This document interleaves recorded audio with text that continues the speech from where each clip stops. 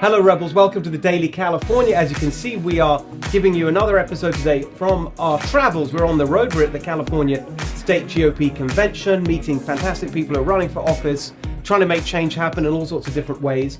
And I'm delighted to welcome now George Yang, who is running for State Superintendent of Public Instruction, which is an incredibly important job, one of those jobs that actually we don't hear enough about, we don't know enough about. So let's get straight into it and meet George Yang. How are you doing, guys? Thank you, Steve. Great to see you, George. Yes. So tell us before we get into what you're planning to do with this job if you get it in the elections this year.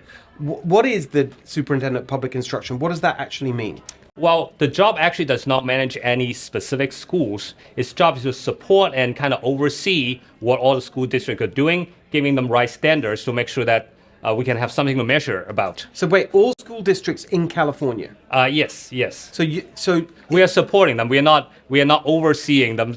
We are, but not overlording over them. Yes. Okay, so how does that? So what would be the equivalent? It's like, is it the? It's not really like the school board for California, but you are, because you're not directly running schools. The good thing about America is that things go from the ground up. So Yes. we have schools first, and then people from communities come together and say, let's have a school district. Yes. So the superintendent is kind of just supporting a local effort. Right. In the federal system, the analogy is that Yes. in our federal system, the federal government is supporting the state government. Well, I think we can all agree that we've moved a long way from that. Unfortunately, Yes, unfortunately, far, yes. something I talk about the whole time, but far too much centralization Yes. in this country, the federal government taking far too much from the states. And that's exactly why this job is so important, because you want to see the states take more power. Education and schools, it's got to be, right up there among one of the top issues for people when they come to vote. We've seen through the pandemic, of course, and so much anger from parents when they're realizing what's been happening. Right. You saw those incredible results of the school board election in San Francisco. Exactly. We're really prompted by a combination of the pandemic closures and restrictions, plus what is perceived by a lot of parents as schools, public schools that focus more on indoctrination rather than quality education.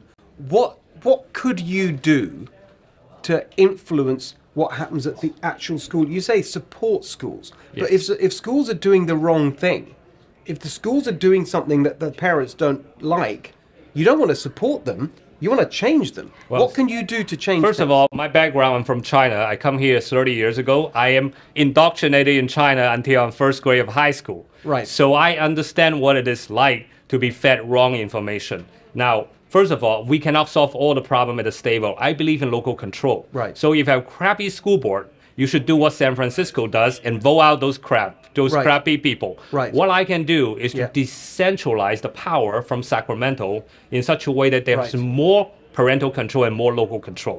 That's So- interesting. How?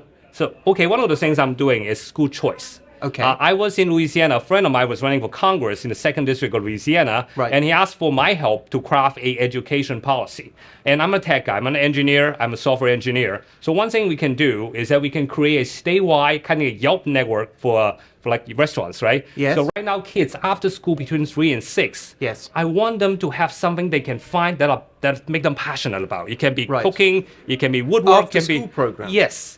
So we have the budget. Do you know how big the budget is for the Department of Education for K to 12? I shudder to think. It's probably It's much... $114 billion. Right. That's supposed to be 45% of the discretionary budget of the state of California.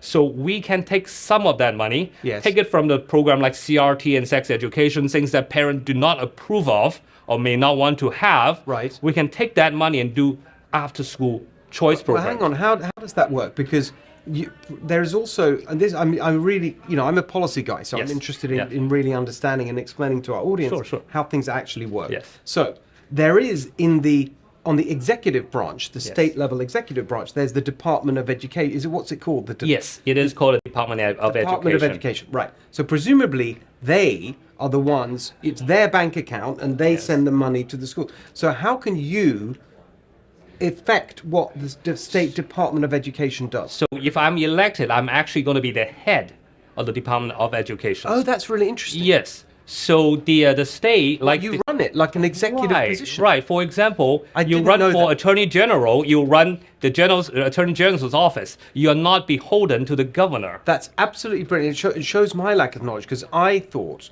that the superintendent job was a kind of advisory position. Yes and no. Outside of the actual executive Yes, I will be department. I will be heading the Department of Education. And just to be clear, as a chairman or a chief executive?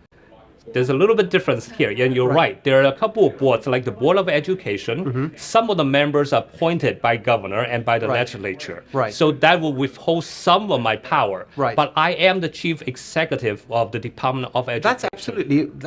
I'm really excited to hear Yes. that. So now now you've explained that, I'm immediately thinking this guy or whoever is elected really can make things happen. Yes. Now, let's just talk about the person that you want to replace. Who's the current person? His name is Tony Thurmond. Right. Now, Tony Thurmond, I remember vaguely being engaged in the previous election for this post. Yes. And am I right in thinking there were two Democrats in the final? Yes, there? Mr. Marshall Tuck, who I voted for in the general election. Right, and I, just talking to friends, he was a Democrat, but seemed to be more on the side of reform, whereas the current guy, Thurmond, seemed to me to be completely the creature of the teacher unions. Exactly. Is that still how you see it? The reason that I voted for Marshall Tuck is that he supports school choice and also charter schools, which I also support. Right. Now, Mr. Thurmond was elected with $40 million of campaign contribution of support from the unions. Right. Now, give and take, of course, it's a big number. Right. So he obviously is beholden to those special interests. Right. And it's up to somebody else who comes with a fresh idea. Right. Now, for the last 3 years, because of the pandemic, he's been MIA. All the school closures, through all those turmoil in our education system, you don't see Mr. Thurmond going out and giving it's a great guidance. Point. It's been one support. of the biggest issues in the state for the last 2 years. I don't think a single I don't know, I'm just asking our audience, has a single person heard or seen anything from Tony Thurmond? You never heard of him. Exactly right. And it's not just like, as you say, he's not some random person. They're the chief executive of the department. I did not know that. It's transformed my way of thinking about this role, actually. I want to come back to the question, the point you made about budgets. Yes. Right. And you said you were going to take money from things like CRT. Reallocate. Reallocate. No, reallocate. No, sure. Yes. Reallocate the money.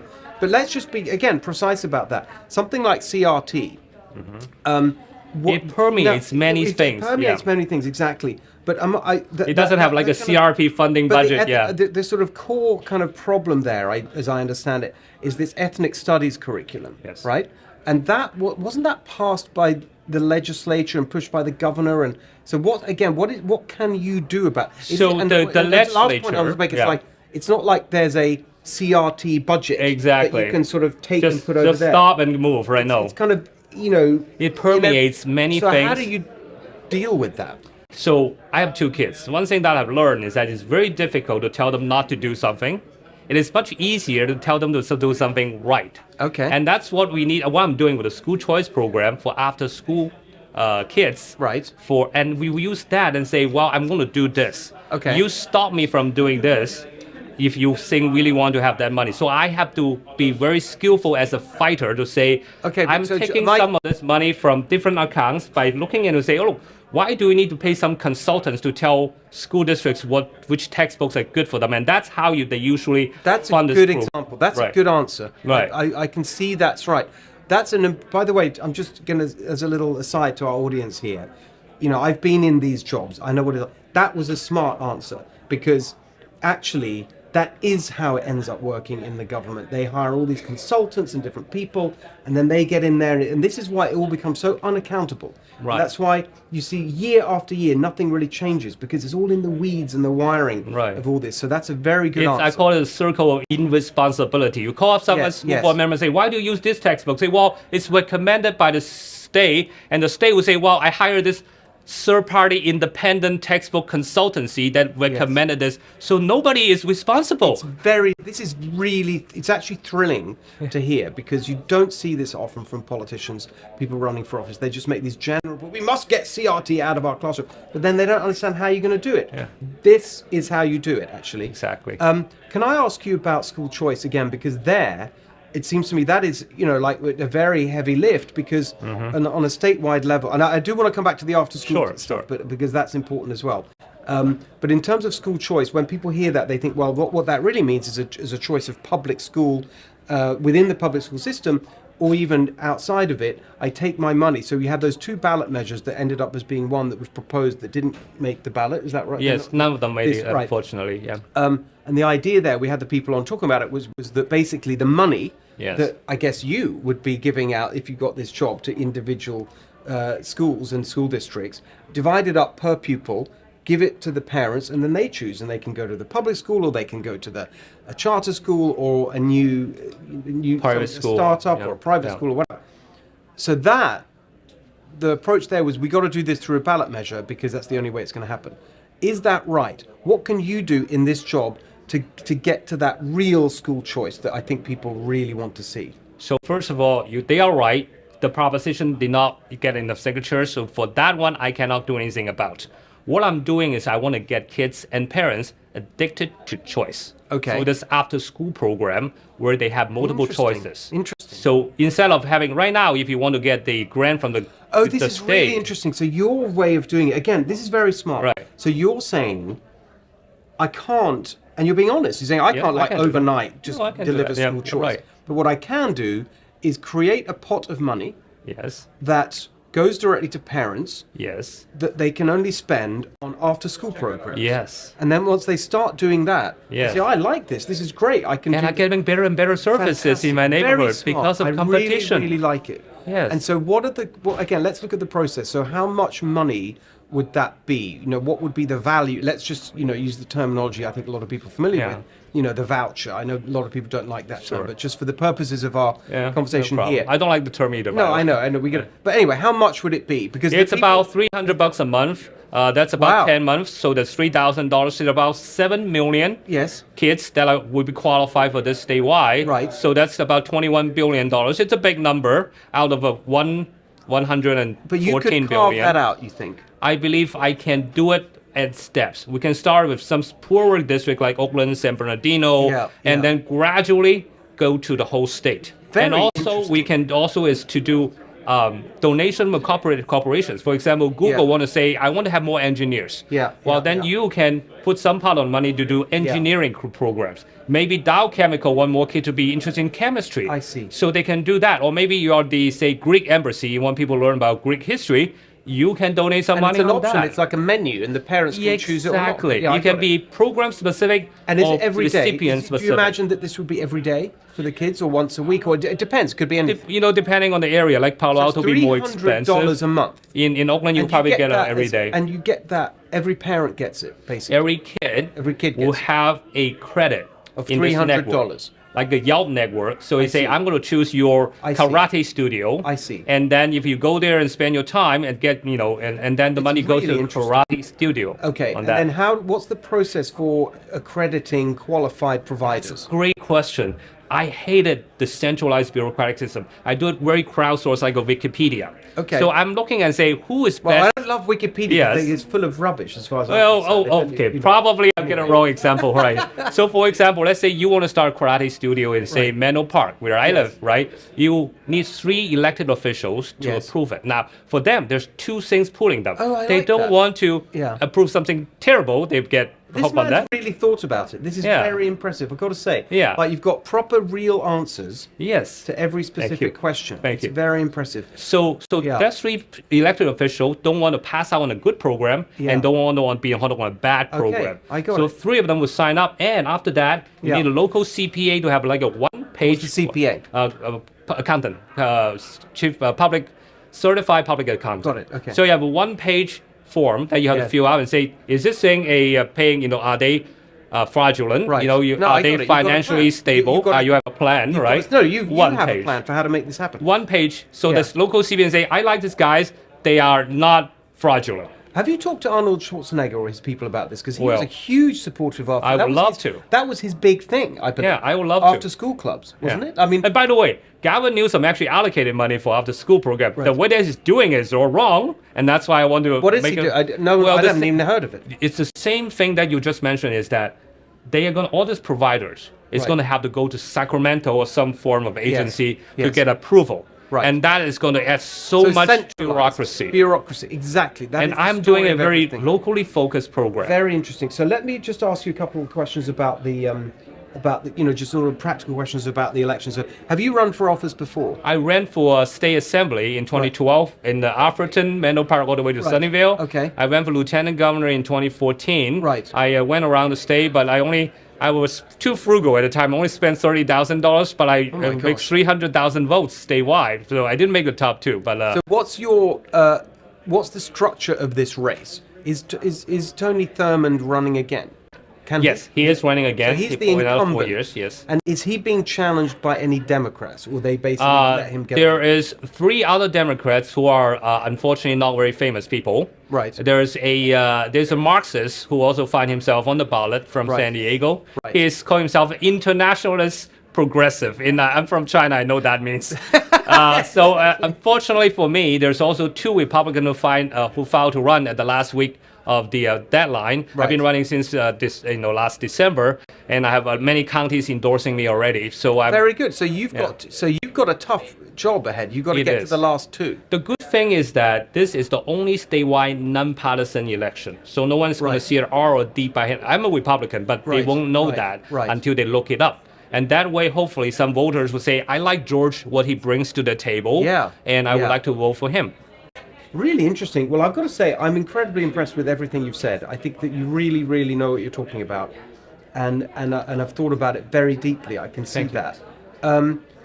What can people do to support? Like the final question. Like people are watching or listening, and think I like the sound of this guy. What can they do? How do they Yes. find you? How do they support you? Thank you. My website is yang2022.com, and I have all those flyers about school choice there. Print that out, download it, share it with your friends. That's one thing that everybody can do. Now, if you want to donate to the campaign, like I said, I need that money as well. You do, yeah. I'm looking 'Cause at he's got all the union money. But right. Yeah. But right now, what we learn is that through the pandemic, people get their news from podcasts, from Right. people that they trust, Right. trusted voice like yourself. Right. So I would like to be on different podcasts and talk about this idea about Yeah. school choice. And I think people are going to get excited once they hear it. It's interesting because it's a realistic. I think that's what people are. I'm an engineer.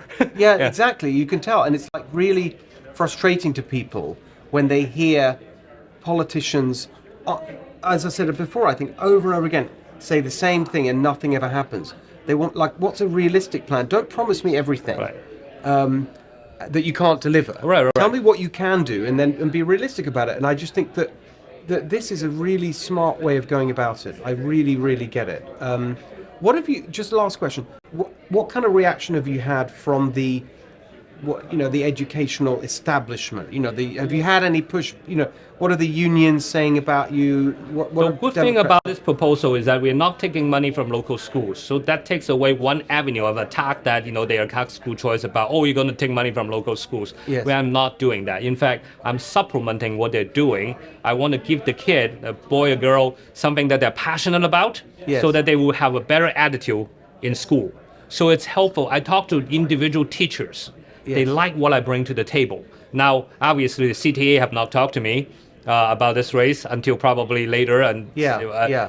I am very honest about the end game is choice. Yes. And however I get there, however small baby steps we take, we are going to get there. Yeah. So they probably don't like me, Yes. the establishment. My little tech talk is that if you are a barber in Beijing in 1900, Yes. you're not going to have any laws. I want everybody have the queue, right? The problem of people that are in Sacramento is that they like that grant application, grant approval process Yes. because that keeps the power and the money in Sacramento. yes. And what I promise is to destroy that system, to take that money and take it back to the parents and to the local districts. And that's something that I'm sure the people in Sacramento probably does not like.